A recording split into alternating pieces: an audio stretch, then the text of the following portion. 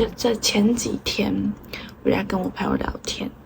然后我就在想一件事情说，我们就在想啊，就是现在很多女生就是像我这样，就是我们有自己的工作，然后我们有自己的未来，我们有自己的规划。那我们现在还没有去考虑到有没有伴侣，或是就是可能是单身的状态。但我觉得，或者是有稳定的对象，但是你跟你的对象没有，就是目前没有结婚的打算，但是因为青春只有一次，所以我们两个就立定一个计划，就是可能明年，因为我现在体重比较重，所以我觉得就是可能明年就是想要去自己拍一个婚纱吧，就是或者是拍一个写真，就是把自己青春的那一面留下来。然后我觉得现在有很多女生其实像我一样，就是不一定要有一个伴。那因为我们自己生活上都可以自理，那不是说我们不需要一个伴，而是我觉得 partnership 就伴侣的建立在我自己的观点上啊，就是伴侣的建议也是挺重要的，就是你人走到最后，其实你还是需要有一个伴可以互相扶持。但在我们还没有找到那个伴侣的条件之下，我们不需要去为了迎合某个人，成为某个人眼中的那个样子。那我们只能做好我们自己的，做自我管理，然后自我追求更高的目标嘛。那如果我们没有遇到，或者是不代表我们不好，也不代表我们比别人差。就是我觉得要一直提醒自己，就是你没有对象，或是如果你已经把自己弄得漂漂亮亮，然后已经把自己弄得整整齐齐、干干净净，你永远都在做你的事情，你有你的梦想，你有你的梦想因为你梦想而坚持的魅力。那我就觉得不要因为没有对象这件事情而感到孤单啊、寂寞，觉得不舒服啦。但有时候可能我人往往看到，像我就是还是会去教会啊，干嘛的，就是看到他们双对，就有时候又觉得，好像心里之中好像还是有一点不大适感。可是这种事情，对象是可遇不可求，你不可能今天应该也不是说可遇不可求的，应该说遇到对的人是可遇不可求的。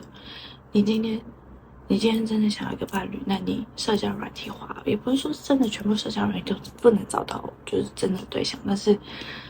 几率比较小，那你就要很认真滑。可是你人的一天就24个小时，你不可能为了伴侣这件事情，你全部一心一意就是去玩这件事情。我觉得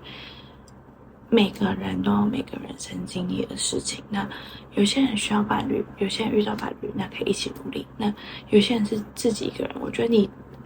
反正就是我自己打算，就是你不要去 judge 别人，你不要去评论别人，就是别人有他自己的做法，那你要不要去做到最好，或是你要去做怎样的模样，你要去思考是你自己喜欢怎样的自己。那这件事情是很难 figure out 的，就是很难去把它想通透的。到我现在这个时代，我可能以前想要干嘛，到我现在想要干嘛，到我未来想要干嘛，我现在跟你讲的未必就是未来我就想要做这件事情。所以我觉得就是因为有太多不定的因素，所以你就会觉得没有办法往前跨，没有办法往后面的路去走。那我真的只能说，就是人生就像是一堂课吧，就是不像你去学校考完公司写完作业考完考试，然后就 pass， 然后就考上你的学校。不管你有没有考上学校，你至少有学校读嘛。但人生的课可能就是从 baby 到一直到你进入坟墓，就是你过世。所以有太多课题要讲，但是我只能一直说，我觉得不断一直去突破你的舒适圈，因为那个舒适圈很难，然后很多人都不想跨越，也很多人就觉得我为什么要去跨越这件事情？但我觉得，如果你愿意去跨出去，那也并不是一个不好的事情。那我是我的个体，那我也并不是完美的人，我很多缺点啊，也并不是每个人都喜欢我，这是我最近一直很需要去学的吧。就是我一直觉得，我希望大家去喜欢我，可是 nobody gonna like you. Like I mean, some people is going to like you, but not anyone, because you cannot please everyone. 但是你可以做的事情是什么？就是你做好你自己的原则。那你的原则是这样，那人家他们可能觉得他们达到他们原则，可能没有办法要求同样的同等的回报，但是你尽量去做你该做的事情，就是这是我最近最大的体悟吧。然后我会想说先录这部影片，是因为1年时间其实说长不长，说短不短，但对于剪影片来说其实蛮长的，所以就先录起来，然后可能之后1年后我不知道会有什么想法，我再跟你们更新，然后或者更新在新的影片这样。然后这就是简短的6分钟、7分钟的一个小片段吧。然后就是大共勉之，我们女生活得自在，然后活得你要活出你自己的想法，然后不要去仰赖别人，才是第一步很重要的事情。那如果有想要我